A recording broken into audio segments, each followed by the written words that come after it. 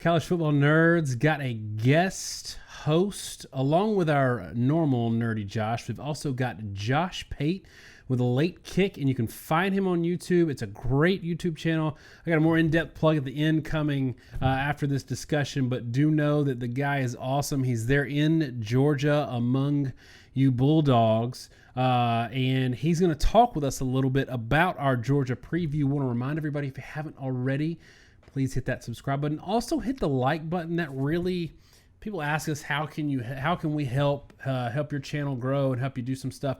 The like button helps us, and obviously the subscribe button with the notification bell really helps us out. So Josh and Josh are going to discuss the Georgia Bulldogs 2019 season preview with me now. So let's get into it. All right, late kick, Josh. First question out of the gate, since this is a Georgia sort of preview, not sort of, actually. Right now, it feels like Georgia is flying under the radar a little bit in the preseason discussion. And I was a little frustrated last year, given just how good of a season Georgia had. I felt like they flew under the radar all the way until the end. And then they had the great game against Alabama, and there was a lot of hype around them maybe getting into the playoffs, but they should have been part of the discussion all year. I think they earned that discussion. Do you think that them being under the radar right now is warranted for them, or is it kind of weird? It's weird for two reasons. It's weird for me to hear it, and I'll give you the first reason. The first reason is very obvious and on the surface. You just mentioned this, and we were talking about it on our show last fall. I mean, how in the world is Georgia not already being spoken about as a contender? And the reason, kind of the part B of that first point, was clear. It was Alabama. You know, everyone thought the Alabama hurdle was going to be too much for them to overcome, and if you can't get over Alabama, then in a lot of people's minds, you can't get out of the own pool of your conference, and therefore we're not going to take you seriously. And it took them being ultra competitive against Bama, ironically, as they had been less than a year before in the national championship game, to be taken seriously. So yeah, I found that weird. But here's the thing. I'm over here in Georgia, and so if you're around Georgia fans, they're not under the radar at all. I can assure you, at every watering hole, every establishment, I mean, the building that I'm in right now, I work around Georgia people. I work out with Georgia people. I eat lunch with them 3 or 4 days a week. It's national championship or bust. Those are the expectations, and they're warranted in their mind's eye because they've recruited on par with Alabama. They've gone toe-to-toe with Alabama for 2 times now, and they've seen with their own eyeballs that while these other programs, like maybe an LSU, mentally has not been able to find it in themselves to be competitive on the same field for 60 minutes with Alabama. Hey, man, if we're Georgia, we've done it. And so, yeah, nationally, I think a lot of folks, until they see Georgia beat Alabama, they don't take them maybe as serious as they should, and they should be taken every bit as serious as the Alabamas, Clemsons of the world, in the preseason conversation at least. But I can assure you, here in the state of Georgia, they are viewed every bit as being on par with the aforementioned national championship contenders. Yeah, and it's funny because it feels a little Rodney Dangerfield, and for you young folks, you're not going to get the reference, but everybody on this call should. They're the only team that has actually gone toe-to-toe with Alabama besides Clemson. Alabama wiped everybody off the mat last year, including the LSU team that's getting a lot of hype. In their backyard, in their house, you know, they wiped the mat with LSU. Georgia, 2 times in a row, has gone 12 rounds with them. And yet the only team we're talking about with Alabama is Clemson, which I think is really funny. All right, Nerd Josh, and just for y'all that haven't caught on, Late Kick Josh is Late Kick Josh Pate, and Nerd Josh is my co-host, Nerdy Josh.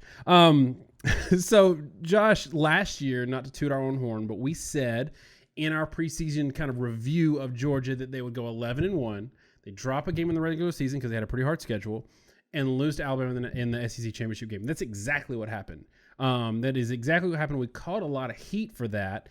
Do you see, if you're looking at their kind of at a 30,000 foot level, if you're looking at the schedule they got this year and the team that they have this year, not to give away your predictions yet, but is there opportunity for maybe us to think 12-0 in the next step, which would be a playoff berth, based on some differences this year versus last year, or is it more the same? I think they have the opportunity, but that's sort of an obvious thing when you consider that they've had the opportunity the last 2 years. And look, if you've followed our show, then you sort of know my perspective on a lot of different things, one of which is I prescribe to the fact that the better team often wins, but I don't necessarily buy that the better team wins every game. And the 2 games that Georgia's played with Alabama, those have been games that Georgia easily could have won. And now they didn't, and there's, sort of the hardcore coaching mentality, right, where, you play to win the game.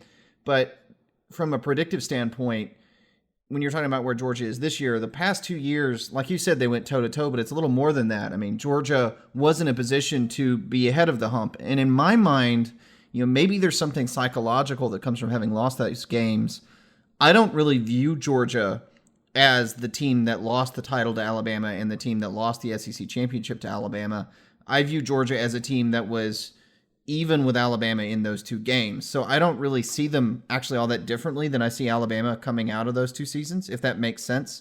I think we put way too much of an emphasis on wins and losses in that regard, to where we kind of cast them aside because they lost an extremely close game where they were in control for most of the game.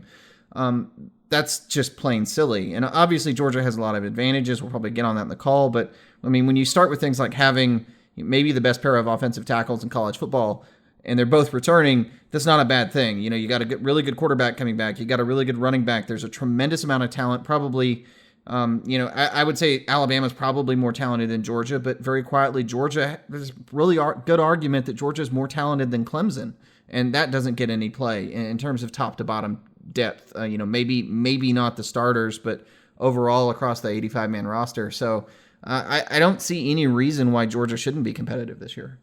All right, so Late Kick Josh, we've seen you talk about a couple of teams this year, and for those of y'all who haven't been following the Late Kick channel, they do a great job of running down the schedule and not just flagging games that might be hard on paper, but flagging them in context with the rest of their schedule, which I don't think enough people do, in that they look at a schedule in aggregate at the high level and they say, okay, let's take each one of these games in isolation. They're going to win this game. They're going to win that game.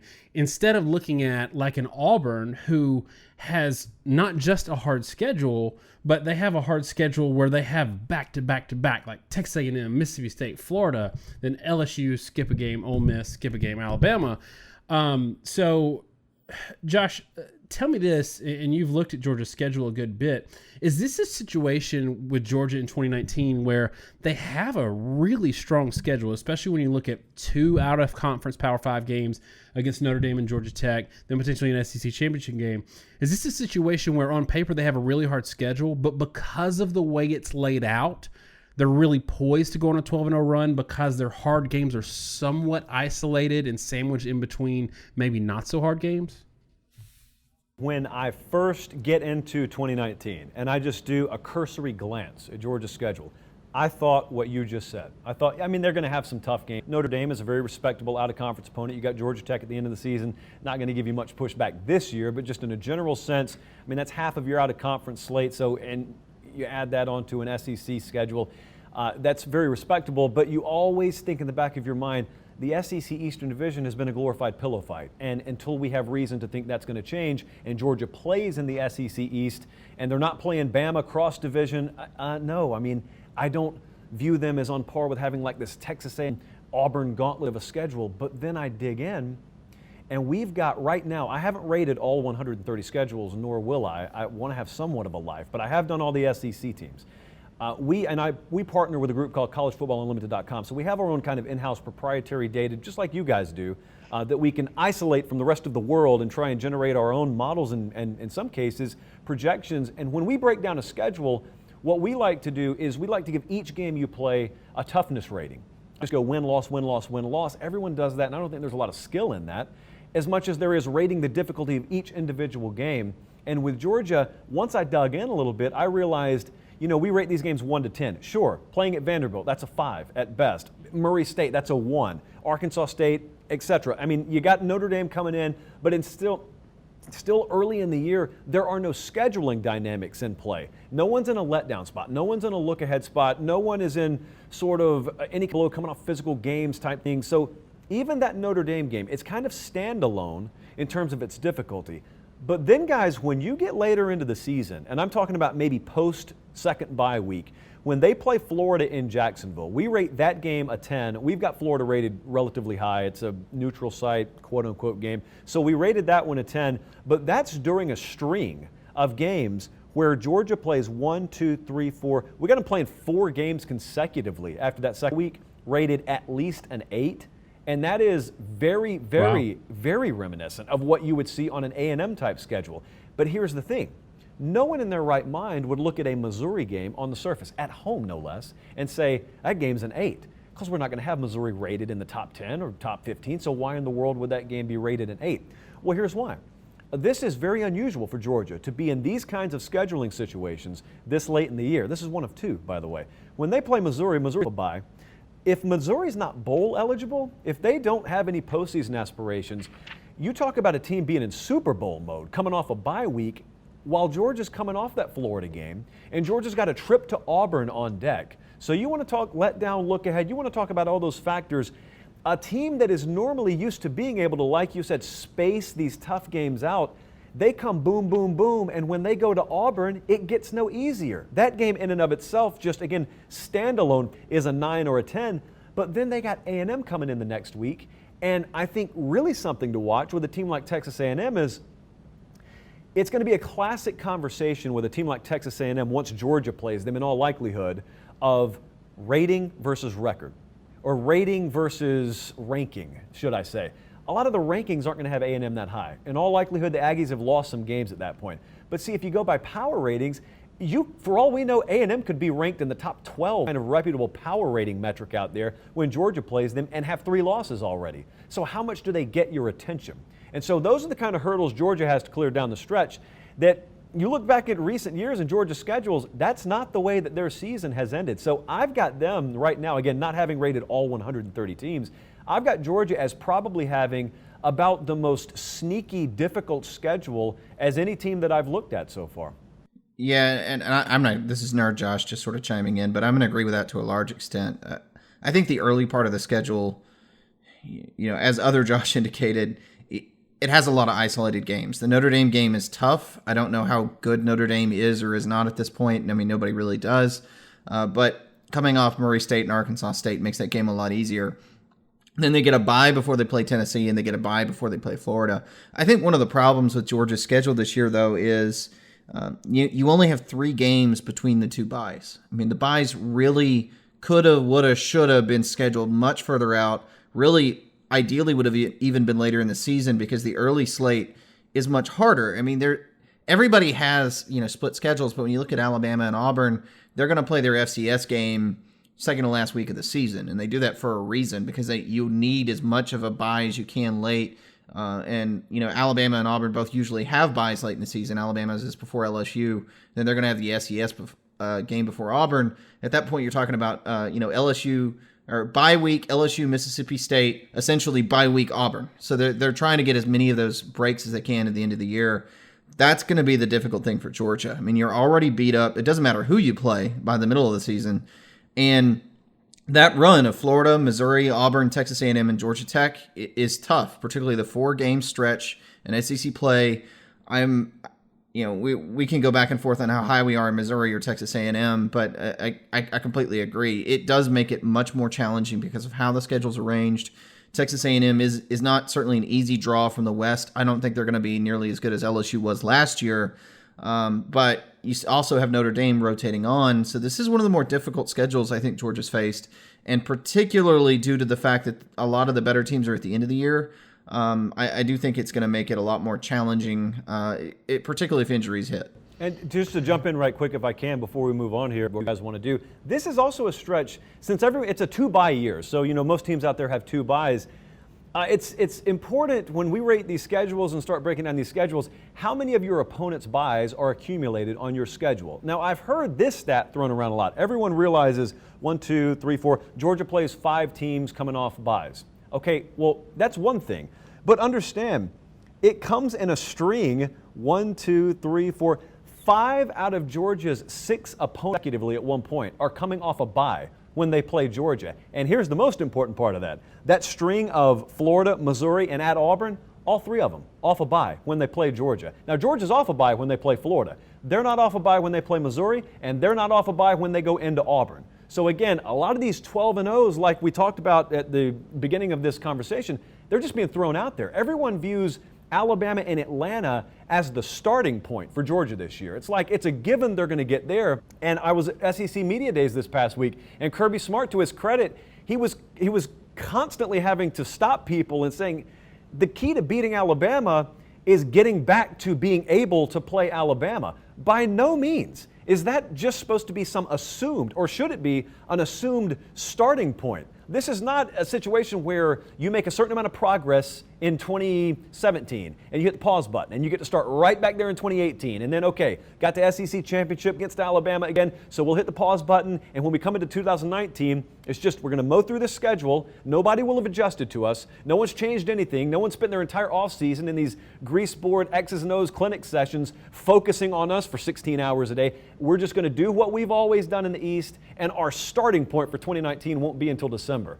It may very well happen, but I don't buy into that mentality right now with Georgia. So you're saying that the rat poison isn't just in Tuscaloosa, Alabama? I'm telling you, you don't have to win a championship to suffer from, the rat poison. That's what I'm telling you. Nerd Josh, you just touched on this, and I think we've kind of hit it pretty hard, but I want to ask you two quick questions on this schedule at the end of the year.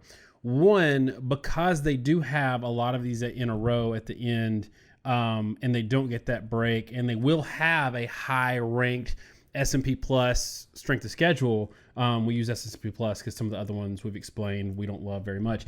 Do you think they can afford a loss and still make, say, the national championship game, where an Alabama in their schedule probably couldn't? And follow-up question, do you think because of potentially where those harder games are all in a row at the end of the year, that they just might be worn out by the time they make it to play Alabama or Auburn or somebody else in the SEC championship game if they do make it there? I think those are both fair questions.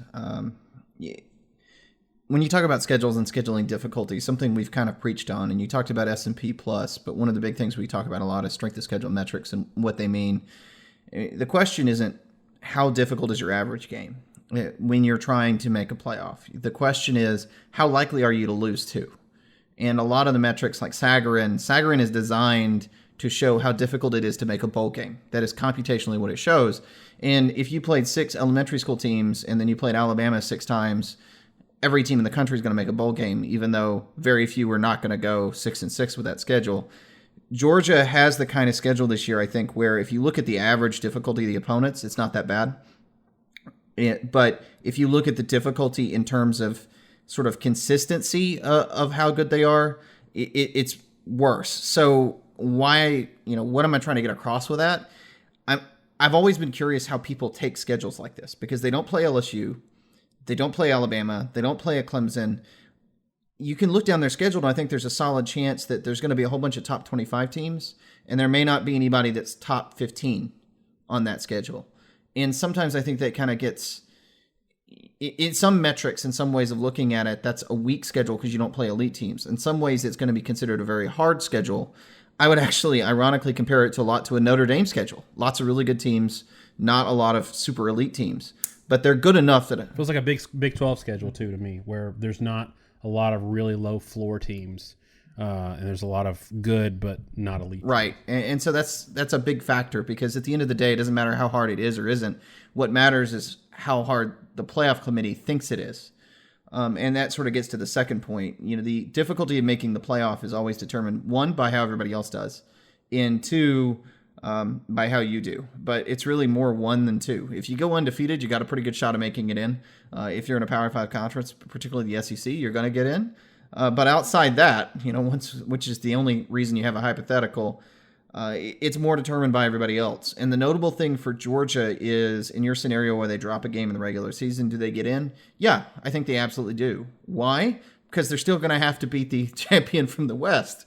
If you go 11-1 and you're going to make the playoff, you're going to do it because you beat Alabama or you beat LSU in the SEC championship game. And if you've got that win on your back at the end of the season, that does two things. One, it gives you a strong resume, but also two, it means whoever that is that came out of the West, be it Alabama or LSU, is not going to be in consideration for the playoff.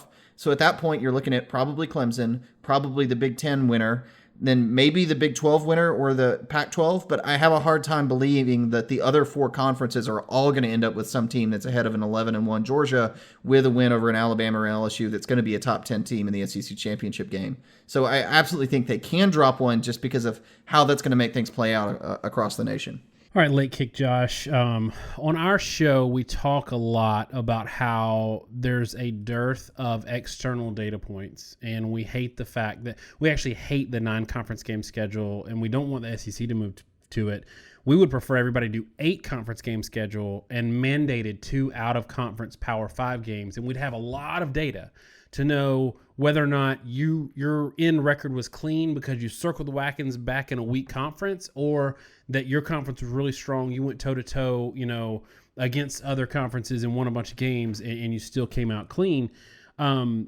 Is the Notre Dame game for Georgia, given that it's in isolation, but it's 4 weeks in, it's not a gotcha early, first weekend game. Is this Notre Dame game with Georgia an opportunity for kind of a litmus test of what the SEC is, or even what Notre Dame is, or what other conferences are relative to the SEC, just because Notre Dame plays so many teams from other conferences? I think you could look at it that way. I certainly would look at that a whole lot more than, for example, taking bowl results where seeding's not equal, motivation's not equal.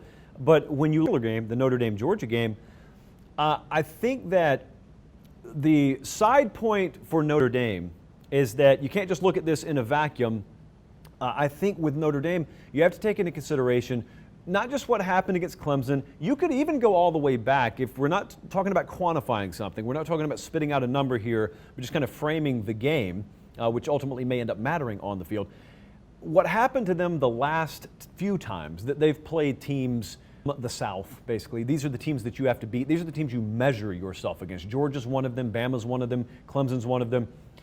This is, for Brian Kelly and that program, is such an identity game. It's such a DNA game. Because those people, when they played Alabama, they got thumped and they knew they got thumped. They don't really believe they got thumped against Clemson, and I've seen a lot of metrics in my own eyeballs that tell me I don't quite think that was a 33 or 30-3 gap either, but it doesn't matter because that's what the scoreboard said. So you work all offseason, you get back to this day, okay, well, we get another shot. We got to go down there, but we get another shot, and we got to measure ourselves, and there's a big difference in 41-14 versus, 27-23, regardless of whether we take the L or not.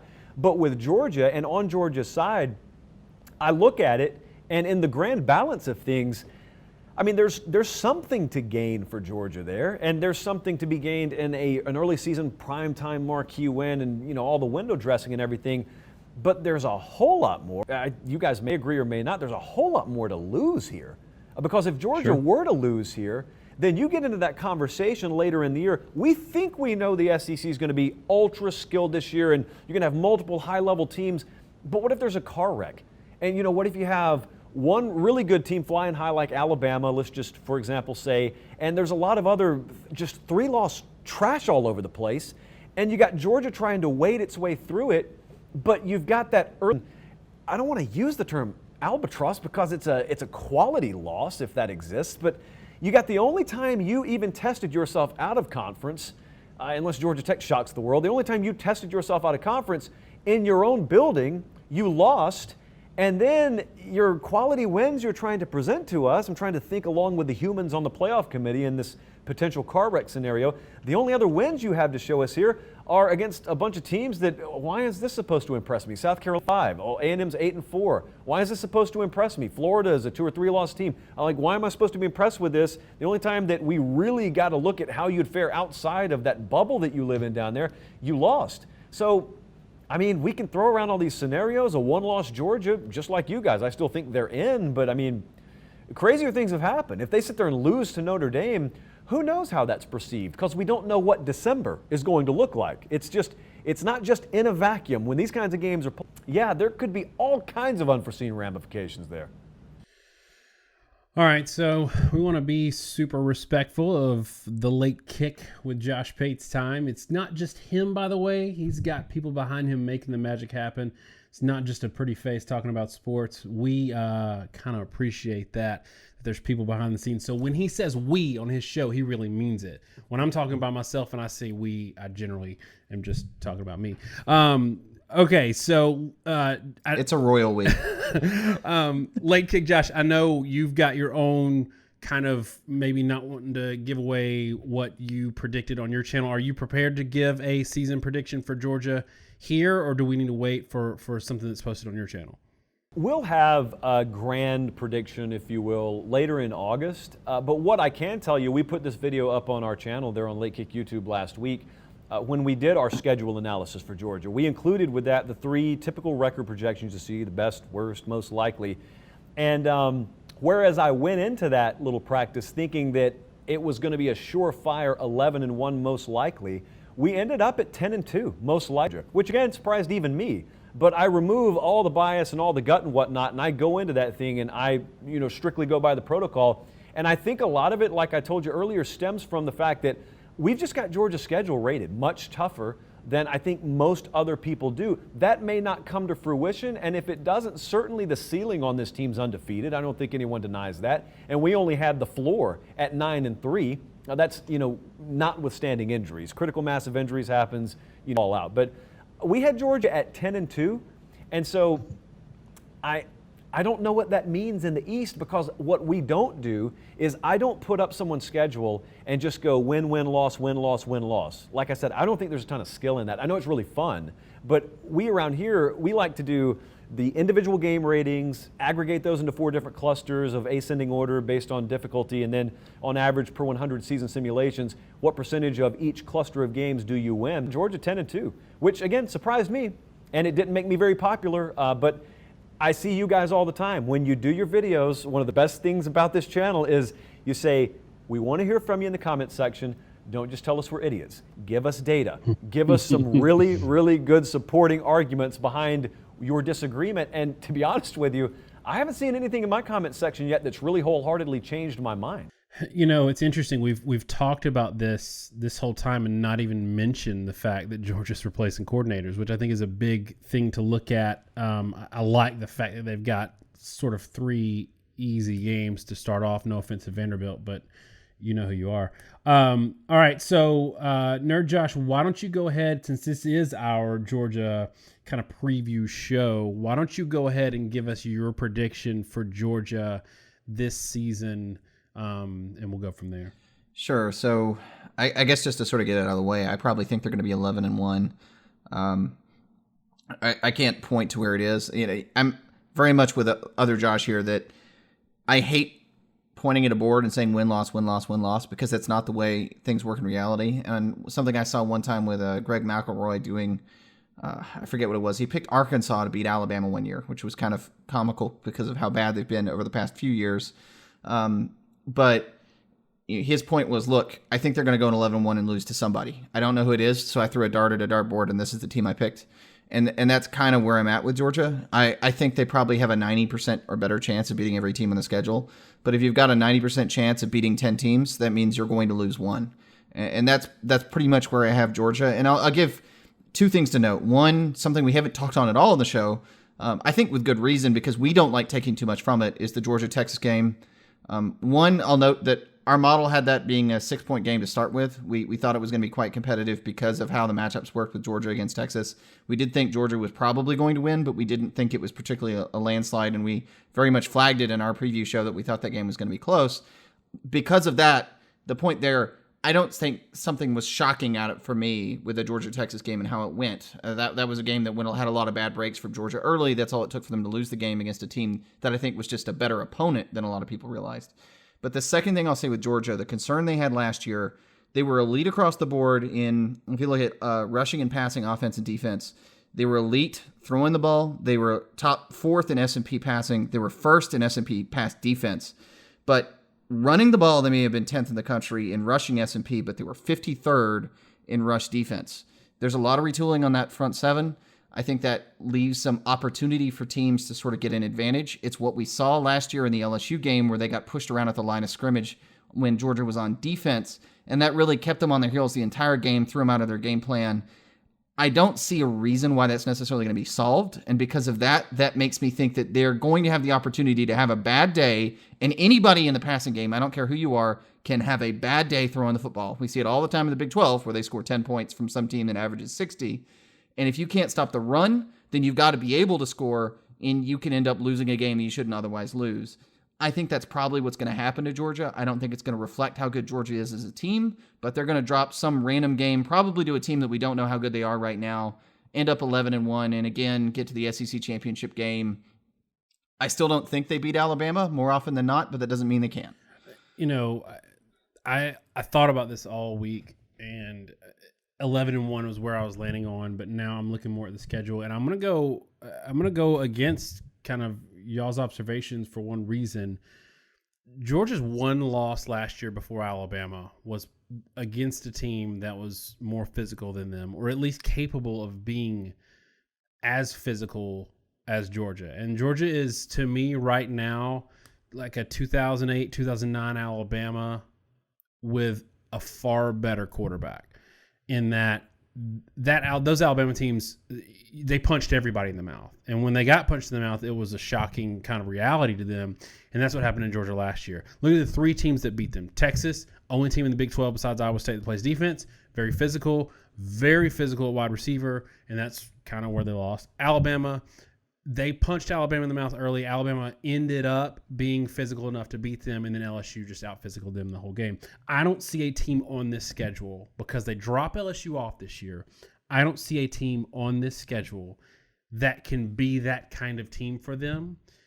So even in aggregate, in aggregate, the schedule to me is not super hard. At the end, it does get hard. I think that's a fair point that y'all made in terms of playing a lot of teams in a row. But Auburn is probably the only team, Auburn and Florida, that are going to be in that physical realm, I think. But I don't think they can match Georgia at that level. So I've got Georgia going 12-0. And I've not been shy. So I'm not kissing Georgia ass right now.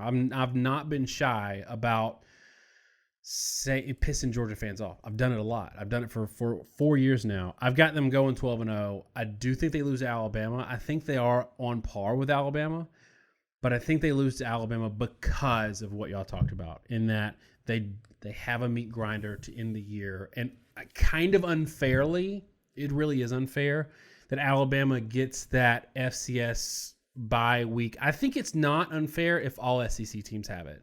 I think that if all SEC teams have that FCS bye week right before game number 12, then great. But with Georgia playing Texas A&M while Alabama's playing some FCS school, they're going to come into that game either injured or worn out, and they don't get a week off. It's the following week after Georgia Tech, and they're on the road to Georgia Tech. I think that's where they drop that. That's why they dropped that game.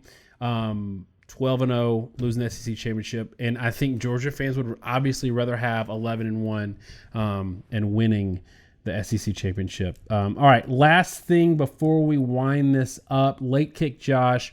If Georgia does do the 12-0 and does beat Alabama and does either win the national championship or is right there in the thick of it, what's gonna have to happen for Georgia that maybe we're not thinking about right now? What would have to happen for that to be the case is both of the coordinator hires need to be slam dunk hires. And I don't really call them hires, motions. Right. The reason I'm so hesitant in buying into that, Kirby Smart, again, he came through SEC Media Days this week, and he said all the right things. He said, I didn't promote these guys out of maybe seeking cohesion. I promoted them out of a sense of confidence, because if I didn't have confidence with them, forget the cohesion. I'm going to find the best candidates. So whether it's James Coley, offensive coordinator, Dan Lanning, defensive coordinator, he has all the confidence in the world. I can tell you, talking to a lot of coaches, not just at the college level, but the high school ranks, it's not that there's doubt about these guys. It's just that there were a lot of raised eyebrows, because neither of those guys have this reputation of, like, maybe a Pete Golding at Alabama, where he's viewed as being on this meteoric rise, and it was always a matter of, when, not if, with him as soon as Saban hired him. Neither of these guys were viewed that way externally. So it could just be that, inside those four walls in Athens, they're just viewed completely differently. And obviously that's been the case. But the second thing that has to happen is they have to have it up front defensively.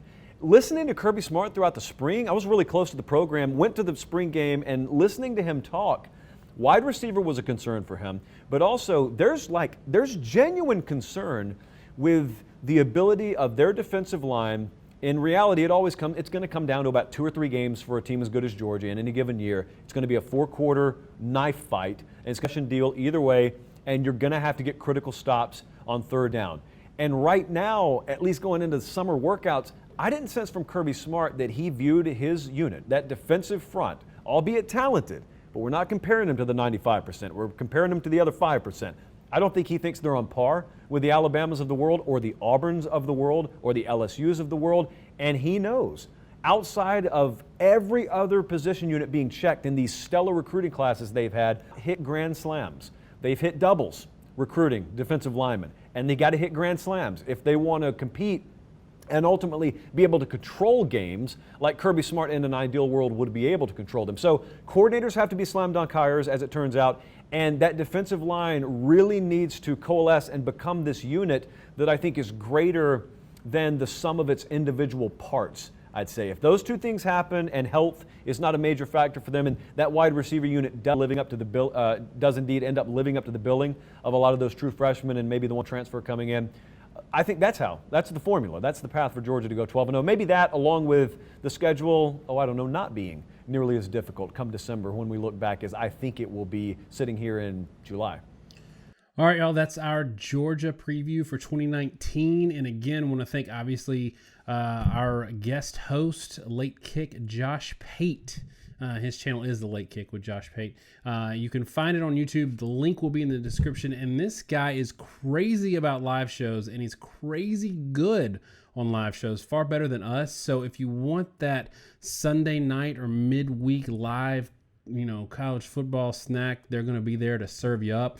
Also link their Twitter in the description as well. But really, I think YouTube is where the focus is right now. And we gotta keep this thing together. We did some stuff with RJ Young, and we're going to try to reach out to some other YouTubers that are doing college football stuff because we're really new in this space, and we're loving that y'all are along for the ride. But we want to make sure that we all kind of stick together and see this thing grow on everybody's channel. So if you love supporting us, please also reach out and support The Late Kick as well. Thanks so much, y'all. Have a great week, and God bless.